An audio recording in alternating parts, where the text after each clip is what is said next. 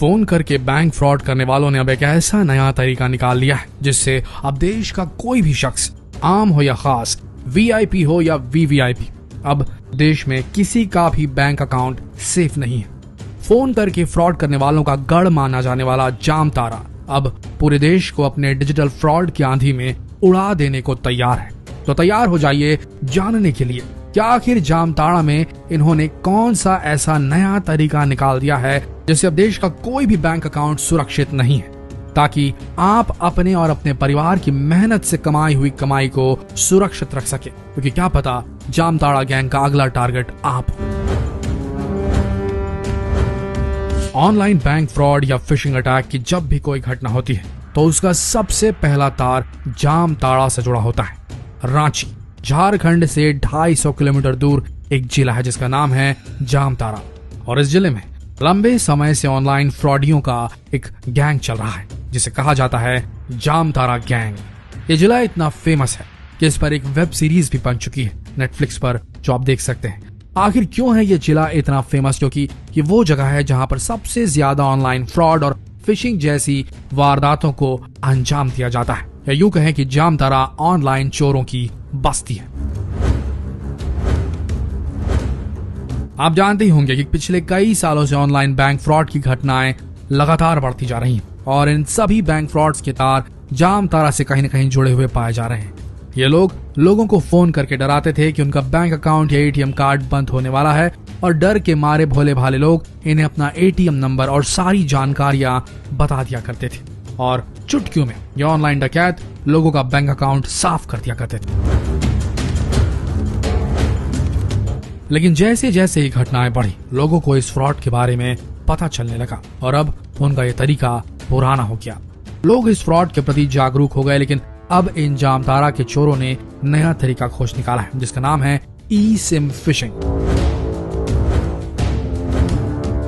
और ये जामताड़ा के चोरों का एक ऐसा नया तरीका है जिससे ये आपके बैंक अकाउंट को पूरी तरीके से खाली कर सकते हैं। इस फ्रॉड को समझने से पहले आप ये समझ लीजिए कि आखिर ये ई सिम है क्या भला।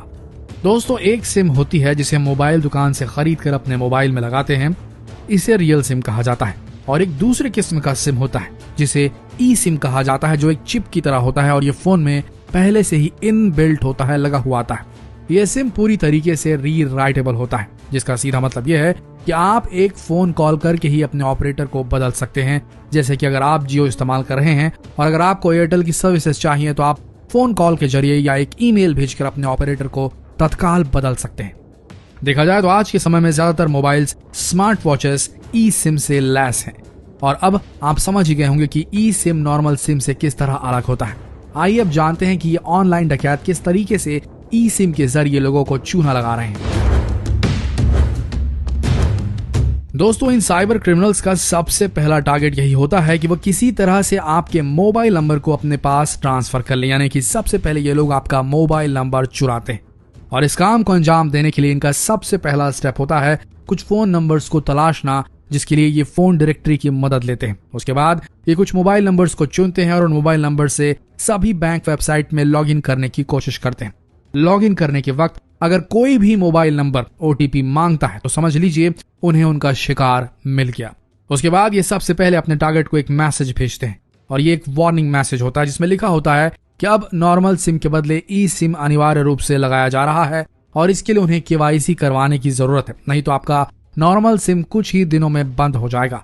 मैसेज भेजने के कुछ मिनटों बाद ये जो चोर होते हैं ये कस्टमर केयर एग्जीक्यूटिव बनकर अपने टारगेट को फोन करते हैं और उनसे कस्टमर की बेसिक डिटेल्स ले लेते हैं। साथ ही कस्टमर से आग्रह करते हैं कि वो अपने नेटवर्क सर्विस प्रोवाइडर को एक ईमेल भेज दे जिसमें लिखा हो कि उन्हें ई सिम एक्टिवेट करवाना है। इस प्रोसेस से आप समझ सकते हैं कि कस्टमर ने खुद ही अब ई सिम की डिमांड अपने नेटवर्क ऑपरेटर से कर दी है।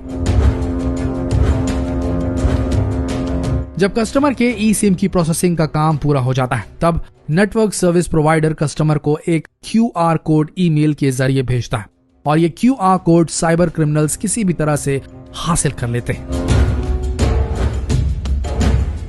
जब ये क्रिमिनल्स उस QR कोड को हासिल कर लेते हैं तब ये अपनी ई सिम वाले फोन पर आपका नंबर एक्टिवेट कर लेते हैं। अब इससे होता यह है कि आपका नंबर अब वो क्रिमिनल इस्तेमाल कर रहे हैं और कुछ ही दिन में आपका फिजिकल सिम कार्ड डीएक्टिवेट हो जाता है। अब जब क्रिमिनल्स के पास आपका फोन नंबर एक्टिवेट हो गया है, तब ये इस फोन नंबर से जुड़े जितने भी बैंक अकाउंट से उन्हें स्कैन कर लेते हैं और उसके बाद जहां पर भी एटीएम पिन की जरूरत नहीं होती है, वहां ये आपके मोबाइल नंबर के जरिए ओटीपी के द्वारा आपके बैंक अकाउंट को साफ करते चले जाते हैं। हाल ही में फरीदाबाद पुलिस ने 5 लोगों को ई सिम फिशिंग के मामले में अरेस्ट किया है, जिनमें से 4 जामताड़ा के हैं और इन अपराधियों ने कबूला है कि उन्होंने अब तक 300 से ज्यादा बैंक अकाउंट को साफ किया है। लेकिन सबसे बड़ा सवाल ये उठता है कि आखिर इस फ्रॉड से कैसे बचे। तो सबसे पहला पॉइंट, अगर आपके पास कोई भी कस्टमर केयर एग्जीक्यूटिव का फोन आता है तो उन्हें अपनी कोई भी पर्सनल जानकारी या बैंक से जुड़ी जानकारी कभी ना दे। दूसरी सबसे अहम बात, अगर आपको मोबाइल नंबर या ईमेल चेंज करवाना हो तो आप स्वयं बैंक या मोबाइल स्टोर में जाकर इस काम को करवाएं और इस काम में किसी पर भी भरोसा ना करें। तीसरी सबसे अहम बात यह है कि अगर आपके पास कोई भी मैसेज आता है जिसमें कोई लिंक हो तो उस लिंक को कभी ना खोलें। तो दोस्तों, जितना हो सके इस वीडियो को शेयर करें और लोगों को इस नए किस्म के फ्रॉड से बचाने के लिए जागरूक करें। जितना हो सके इस वीडियो संदेश को शेयर करें फेसबुक, व्हाट्सएप, यूट्यूब पर, ताकि लोगों तक ये संदेश पहुंच सके। बने रहिए हमारे चैनल के साथ, मिलते हैं अगले वीडियो में। तब तक के लिए आप सबका इस वीडियो के अंत तक बने रहने के लिए दिल से धन्यवाद।